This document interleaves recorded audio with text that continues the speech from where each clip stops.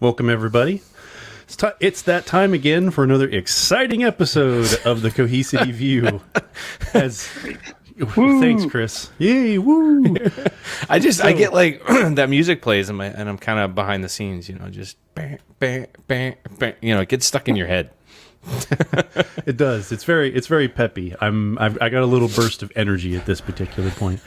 But anyway, just to go through again for those who haven't seen an episode of this particular vodcast, I guess if you want to call it that, the Cohesity View. The format is basically that we talk about relevant topics that are impacting us in the IT sphere at this given moment, which is going to allow us to transition into our first one.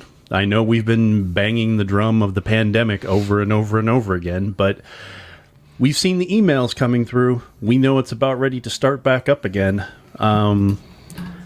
Let's start asking the folks about what we feel about travel and gatherings coming up shortly. We've seen the emails that I've personally gotten from KubeCon, North America. And we all know, especially at the end of the year, AWS reInvent.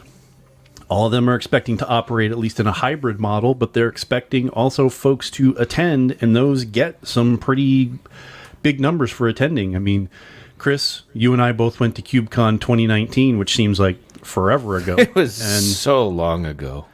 But they were up to roughly about 12 to 14,000 folks gathering at that particular point. And we know AWS reInvent has always mentioned something of nearly 40 to 50 to 60,000 gathered in Las Vegas. So it's about that time again, folks. But the thing is, where are we at as far as IT practitioners in wanting to gather back up again in these particular events? Yeah, I think what we're seeing too is some of it's going to be hybrid. I think I saw that AWS will probably have a hybrid setup, but this argument hasn't really changed. I think there's still two factions of people. There's the half of the people are saying, like me and other people saying bring it on, and there's another half of the people that are like, I don't ever want to go back to another event again. And now that this has happened, I don't know that there's ever going to be a non-hybrid solution to it, John. I think we're always going to see like, hey, if you want to go. If you don't, and I kind of want to bring up, like, you posted for the two topics today. You actually posted something on LinkedIn to get some feedback on this one, and we may want to scroll through some of those comments and actually read off some of them that people posted. But I'll pick on one specifically. Somebody that most people know, Jace McCarty. His response was interesting. He basically posted to your question, hey, my vaccine protects me, so I'm good. I'm happy going. If you chose not to get it, and I'm sort of hitting the controversial part right away, but if you chose not to get it, that's up to you. Like, it was your choice, your body, your choice. You don't get it. You don't have to get it. But if you decide to go, then I guess you're assuming that risk. I don't disagree with that, right? I mean, I'm ready to go because I'm vaccinated. So as far as my family's concerned, I'm protected. I think we're going to reach a point where you're making a good point. Jason makes a good point too, where business is going to have to start continuing as usual to a certain extent, or the adaptation is going to have to go full throttle, which I don't think is an option, to be honest. So I think, if we're vaccinated up and you're happy and your work is happy to send you, then get the shot in my arm and get me there. I think it's fair. Yeah, and as Chris alluded to my LinkedIn post, it's been vastly in the pretty much in the category of, in all caps, let's go. So folks are wanting to get back together, even if there's some cumbersome nature of either the act of travel itself. I mean, Patrick, you've mentioned in the past EMEA, and especially from your particular place in the UK. It's still a little cumbersome to figure out how to travel from one country to another. And we're mostly talking about domestic travel over here, which isn't as bad as international travel. But, there's some international dates that could potentially start hitting up again. So trying to figure out what each country's rules are going to be is going to be a bit of a pain, as it's a fluid situation, as as one person put it in my LinkedIn post, they're going to evaluate as COVID basically ebbs and flows from country to country, especially as new variants may come out, like now with the Delta variant and what it's doing to populations in some countries right now. Well, and you and I just talked about it, John. I mean, we're looking at possibly an event with the three of us sometime in September, and I think my stance right now is, well, I'm not going to book any flights until I know, at least 3 weeks out, what do the rules look like then? Because whatever they look like today, they could change tomorrow and they could look different in September. But at the same time, what if I want to go? We were just talking about this before we started the broadcast. What if I went to one country and then wanted to go from that country in Europe to another one, then back to the U.S.? Like, what is that? Like, the process part of my brain starts like firing to like from point A to point B. I think we were looking at the Netherlands, right? So the Delta website says U.S. to the Netherlands, you're okay right now. There's no testing required, no quarantine. But what if I went from the Netherlands to someplace else and then came back to the U.S.? Like, does that change the game? So I think that's the confusion part. It's not that I'm not going to go at this point. I think it kind of comes back to the the vaccination part. I agree with you that the variants are going to change and we have to watch that. But I've said it out loud.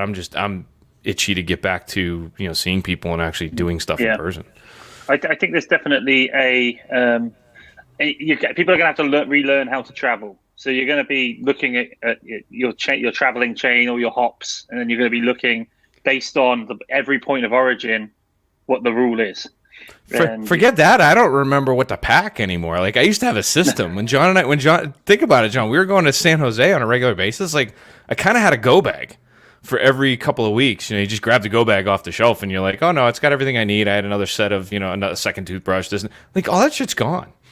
It's just like, I don't even know where it is now. Is that your biggest problem for traveling? Remembering what to pack, yeah, like, because John knows this. I've gotten places and forgotten like stupid things, like shoes and socks, and we've had to go to Target, and I'm like, I gotta go get socks. Yeah, I mean, travel brain is one thing. It's kind of like my wife always says when she was pregnant. There is such a thing as pregnant brain, and when you're in that mode with travel and constant travel, you're used to certain things. My bag that I have, unfortunately, I did check it out the other day. There's a layer of dust on top of it that I have to basically take off because it's been a good year and a half since I've had to take it out of basically the storage area and fill it back up with things. And lo and behold, I'm guaranteed I'm going to forget something. It's going to be a critical cable that I need for charging something, or it's going to be that extra layer that I forgot to grab that, since it's going to be cooler, or maybe I take an extra layer and it's too warm in the location where I'm at. And it's just going to be all over the place. It's just routine, right? We had a routine. I think us on this team, John, you and I were well over 50%. Same with Teresa. And we should mention that she's actually on vacation while we're recording this, which is not, you haven't seen her for 2 episodes now, but she's always off on another project. But it's that repetition and it's the habit, right? I think, what do they say? It takes 2 to 3 weeks to build a habit. When you're traveling every other week, you're in the habit, and we haven't done it for over a year. So that habit's gone. Like, those neurons, they got to be retrained, at least for me, because I know I'm going to chords. You're going to have to relearn. Oh yeah, you're gonna have to relearn. Like, you're right, forgetting chords and stuff. That's definitely gonna happen. Like, oh shit, I forgot my charger. Well, and it's one of those sorts of things. Like, you become once you travel as much as we were traveling, you become on first name basis with some of the people at the airports or at some of the places that you stayed at frequently. And now all those things you're gonna have to retrain and remember new names and everything else as everything kicks back up again. But I think the consensus is most of us are looking forward to traveling again, and we definitely have a thirst for mass gatherings, even if we still have some other variants floating around. I mean, I still have a small worry of an unvaccinated 7-year-old at home, so I still have to take some extra precautions, which I'll try to do when I can and when it's feasible, like wearing masks still when around some individuals and things like that. But I'm I'm ready to rock and roll. Sounds like everybody else is too. We just need these events to get here closer on the calendar, and hopefully, there isn't a gamma variant or something like that comes out that ends up. There's always going to be variants. There's always going to be variants. This is it, and they can't blow up everyone's plans because of it from now on. I think there's going to have to just be a well-reasoned response to it rather than panic stations, red alert. And that's my personal opinion, because I think that while people do need to be protected, you also need to think about blowing up the economy constantly. Yeah. Do we want to live in the apocalypse, or do we want to live? No, Patrick, that's a good point. I mean, does everything have to go full stop? I think the working theory around this is, it's like, I hate to dumb it down like the flu, but those of us who get flu shots every year, it changes every year. These things are going to continue to change. I think what we saw was this was just such a huge impact. It was so new at the beginning. I think as the variants come out, we probably will see boosters. We'll probably see yearly updates. The same kind of thing. My take would be, hey, can you incorporate that with a flu shot? So you just get it all at once. In the U.S., right? You just do everything all at once. But yeah, I don't think we can keep going full stop on the economies every 6 months as it ebbs and flows. And I think from the statistics we've seen, most of there has been a significant drop. I mean, things have started to slow down because people are getting vaccinated, and even in the U.S., you have states that are below. I think I saw on one of the reports the other day, there's like 3 states in the U.S. that are at the highest risk of the Delta variant because they are only at like 10% vaccinated. And I can't remember which states they were. You can go look it up. But see, that's is it Missouri? Yeah, where I'm at is the highest infection rate of the Delta variant, mostly because folks have chosen not to vaccinate. So yeah. You'll get the zombies first. Hey, it's we know it's expected that it'll eventually reach somewhere in the South United States, but we also know there's enough ammunition in the South United States to take care of the problem. So, well, for a little while, anyway. Yeah, for a little while. But yeah, I mean, jumping back to travel. I mean, this is the thing. It's a whole chicken and egg situation. You can either plan for a bad day, or you can just see what happens. And I think there's going to have to be a certain amount of risk assessment, but. We've reached a point now where I think the risk is mitigated. I mean, vaccines reduce your risk to a very low rate.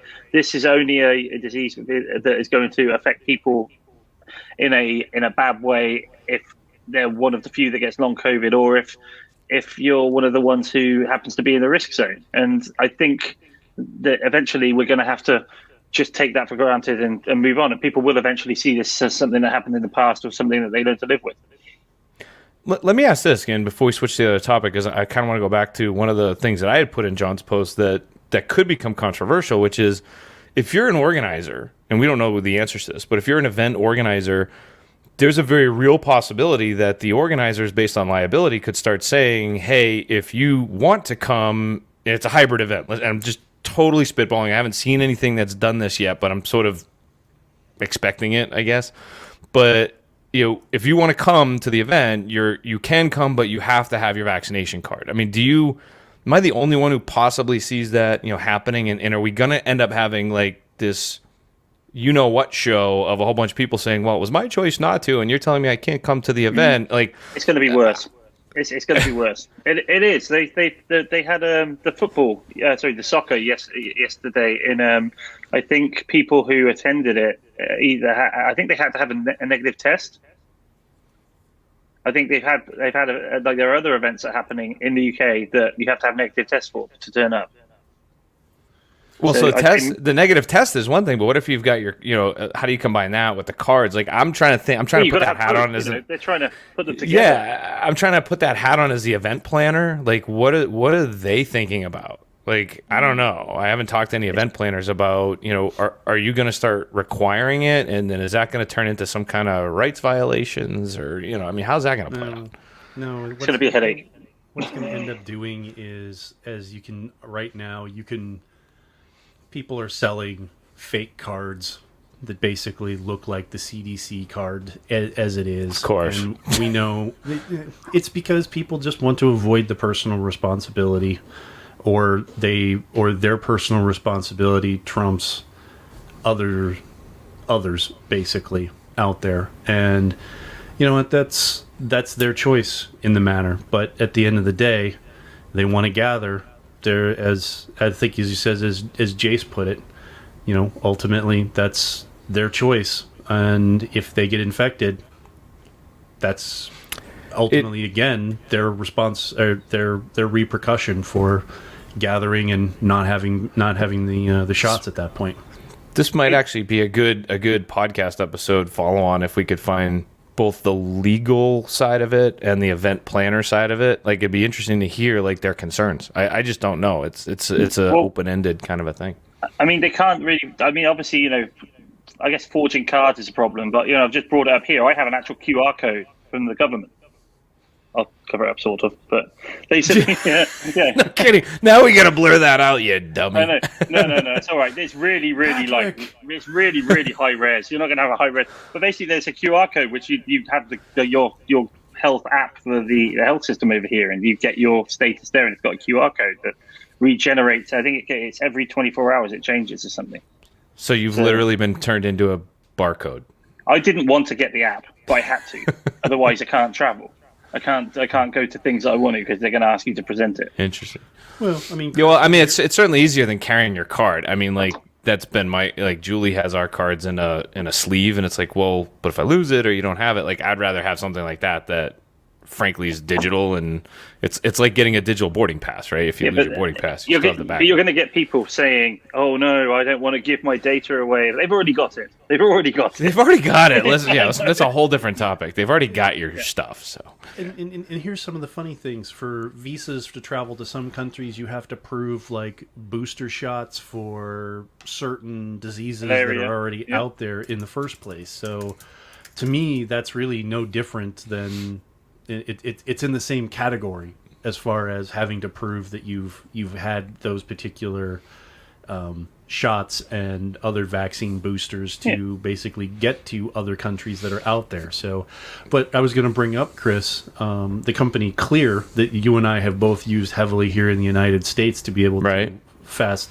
They're doing something very similar to the barcode thing. I have to go look. That's cool. I didn't know that actually for domestic, obviously, because they're domestic. So the idea is because they work in airports, but they also do sporting events and they do other mass gathering locations that they wanted to be able to have something similar to that to allow for quick and easy access to just flash a QR code to prove that you've got what you need to attend either like a baseball game or a football. Well, I should say an American throwball game. We're going to call it throw ball versus football. But yeah, I'll have to go look at the site then to check it out. Yeah, they've been working on that. I think it's still in beta, but it's still something that they're adding to their list of services that they're providing.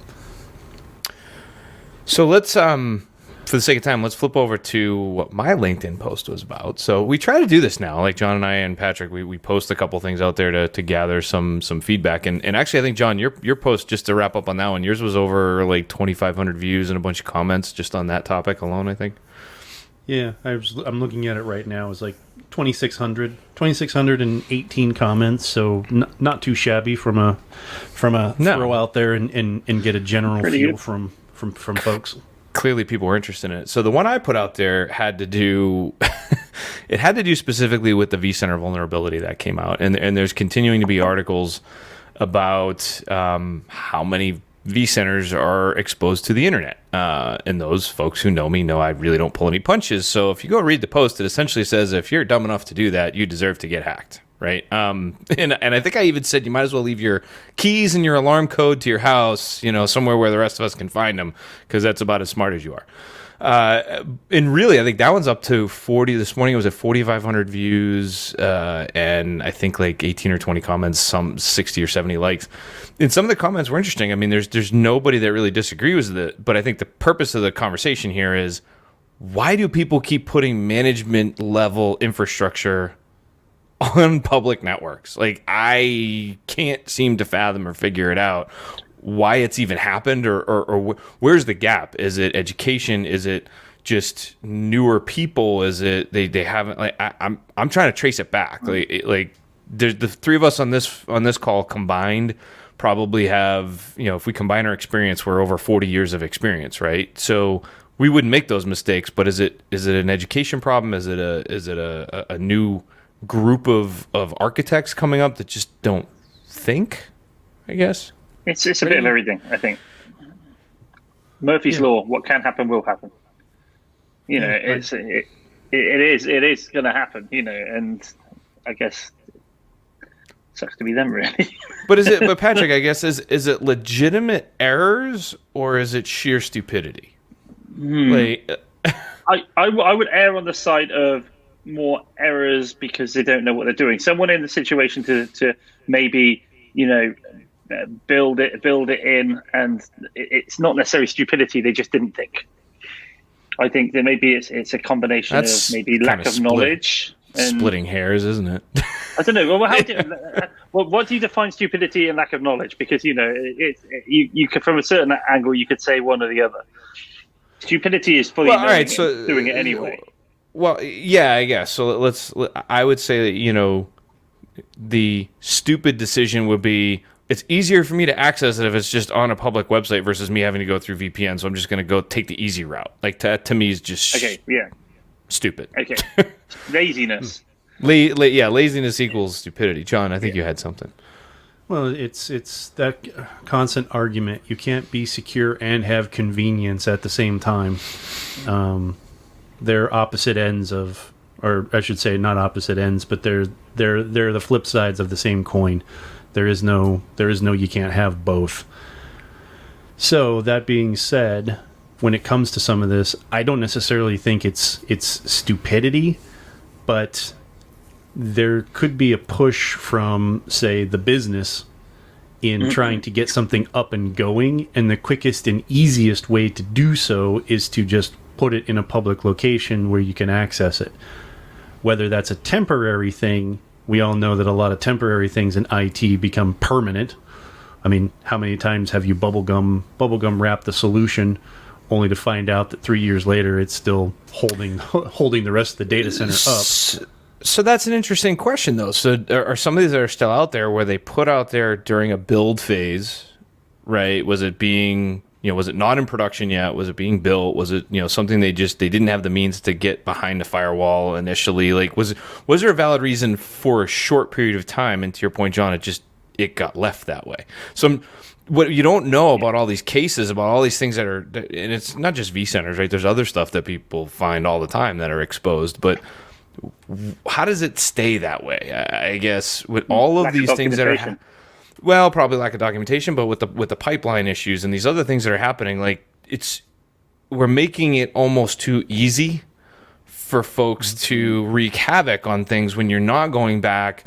And this might even be a great conversation with our new CISO, Brian. What's his take on it? And how do you prevent it? And how do you go back and audit it? Maybe, like I said, it started that way, but how do you make sure it doesn't stay that way over time? Where's the audit process? Where's the change? Where's the fixes?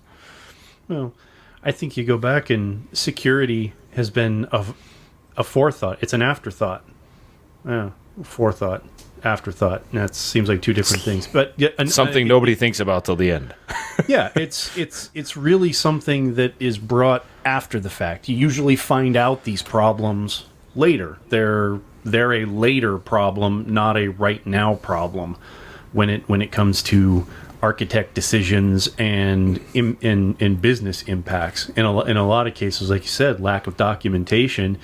If an architect publicly exposed a vCenter or Active Directory or some other critical service that you and I would think would have to be so protected and behind so many firewalls in the core, then you may never find out until you get the vulnerability in question and the ramifications from that particular vulnerability.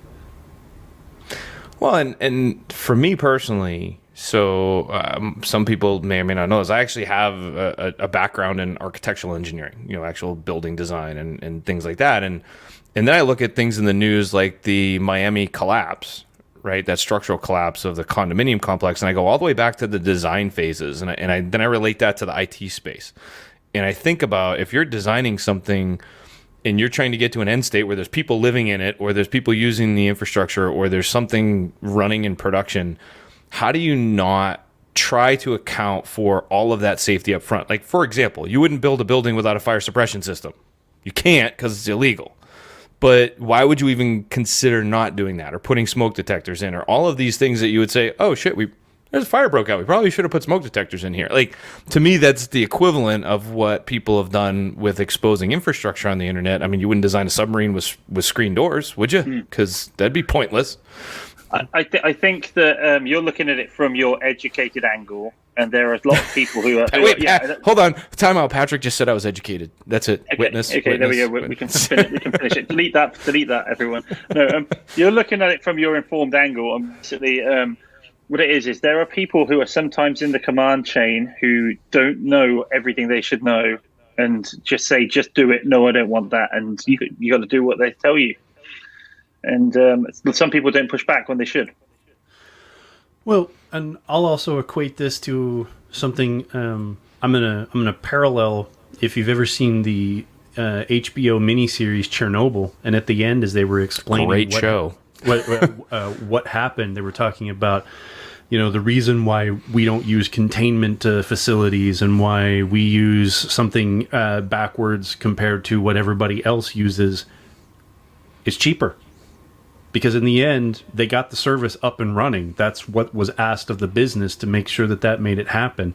If they tried to design the security footprint into it right from the get-go, it maybe would have elongated a project. It would have forced long-term delays into other projects down the road. And in the end, the business cared about one thing: making it as cheap as possible. And but I mean, we all know, like, I'm going to come back to the construction analogy, right? You start cutting corners, you put lives at risk. Now, in an IT space, you're putting lives at risk because you've exposed the management infrastructure. But I believe you should have the same kind of mentality. Maybe I'm wrong, but what if it was a hospital system, John? You've worked in healthcare. What if you did expose all of that patient data or private information? But this happened years ago in the city of Boston, right? I mean, there was a collapse in the new Big Dig. If you guys remember, there was a panel. Those panels that they built in the tunnel that were suspended concrete actually fell down and killed somebody.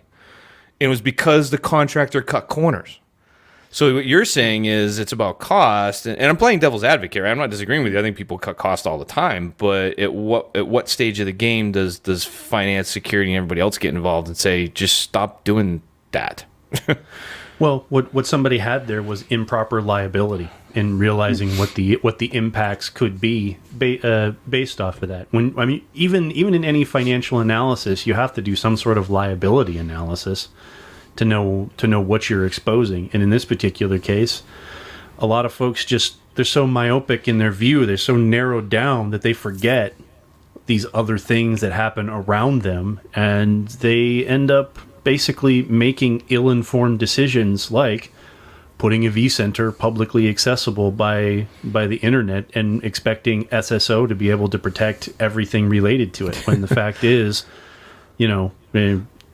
go ahead and flash it because I'm about to say it. Don't do it.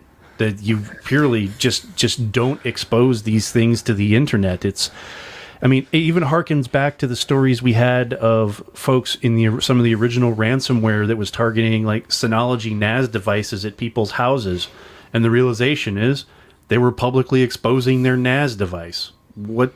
I have one of those things. I got to get through 2 layers of firewalls to get to it. That's what I do at home.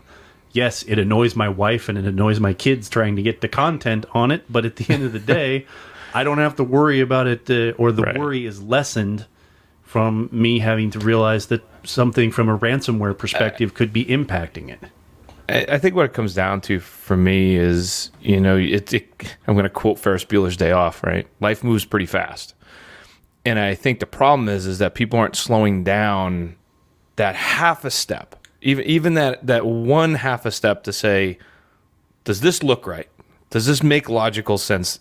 Are we applying even common sense rules to this before we actually push it out? And to me, I think that's the detriment, is I think everybody's going at such a fast pace. There's so much pressure to get things done. Maybe I'm wrong, but it kind of feels that way. It feels like, hey, we're always in a hurry to get everything done and get to the next level and move on to the next project. That's that 89 to 90% completion, where it's not, you didn't close the loop completely at 100% and lock it down. And what I mean by lock it down is close the project and say, hey, every single thing we've needed to hit is done, because we had to get it done too fast and we just missed stuff. I don't know. Well, either way, at the end of the day, the hope is now that security is at the forefront of the projects, and instead of constantly being considered a hindrance, a lot of IT departments are working in lockstep with their security groups to be able to ensure that the new things that they create, or even if they have to post audit, that they're working to be able to make it so that you can try to have a good balance between convenience and security. Because at the end of the day, you might get lucky and that coin will stick straight up, and you can have a little bit of both. But you're never going to have a purely secure environment and be convenient, and a convenient environment is never going to be secure. So the best you can hope for is now organizations are working with their CISOs, they're working with their security groups in a much more collaborative effort now, instead of being seen as combatants like they always have been in the IT sphere in most shops. Yeah, I think the mindset is kind of actually, I think the mindset's definitely been highlighted a lot more with that regard as well, because a security first ethos is from what we've been having over the last 4 or 5 years with attacks in general, and how they've been ramping up since we've been going remote over the last few years. It's more exploits are coming out every day, more security vulnerabilities, and security first is paramount. Yeah, and I think, John, you and I can speak for Cohesity when we say we're starting to see more of that as well. Now that we've got Brian on board, Brian Spanswick, the new CISO, we ourselves have worked very collaboratively in recent months with him, both on our environment, the overall IT environment, the product itself, and it's frankly, it's refreshing to actually have folks that want to your point, be collaborative about it as opposed to dictatorial about it. You know, this is the way it has to be versus what should it look like? What do you guys think? What are you seeing? Yeah, I mean, it's all compromise. It's all give and take. You can't have everything on one side and nothing on the other. And it's just like any relationship. You got to be able to work in an effort that ultimately at the end benefits the company at large, instead of constantly clashing with each other. You're going to have to pick everything up and move it forward.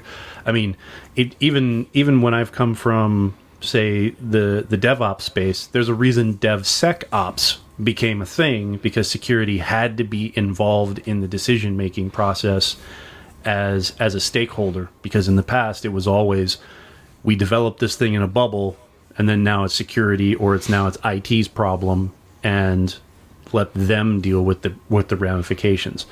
No, let's find those issues before they become issues, and we'll end up becoming a much more secure environment because of it. But I'd say, to close this out at the end of the day, all you people who have your vCenters on the internet, just fix it. So there's no more articles about it, and I don't have to tell you that you're being a moron. Because Chris does think you're stupid. I do. Just leave me the keys to the car. So, John, I think this was a good one. This was the Cohesity View for June. It'll probably post early in July, but we're trying to get these done at the end of the month. So for those that are subscribed to the YouTube channel, follow us for the next episode. Follow for the podcasts. If you haven't subscribed to the YouTube channel, subscribe to Cohesity on YouTube for the latest in the Cohesity View, as well as our product demo videos that John and Patrick and myself do. But I think this was a poignant episode, gentlemen. Poignant. Now you're using big words again.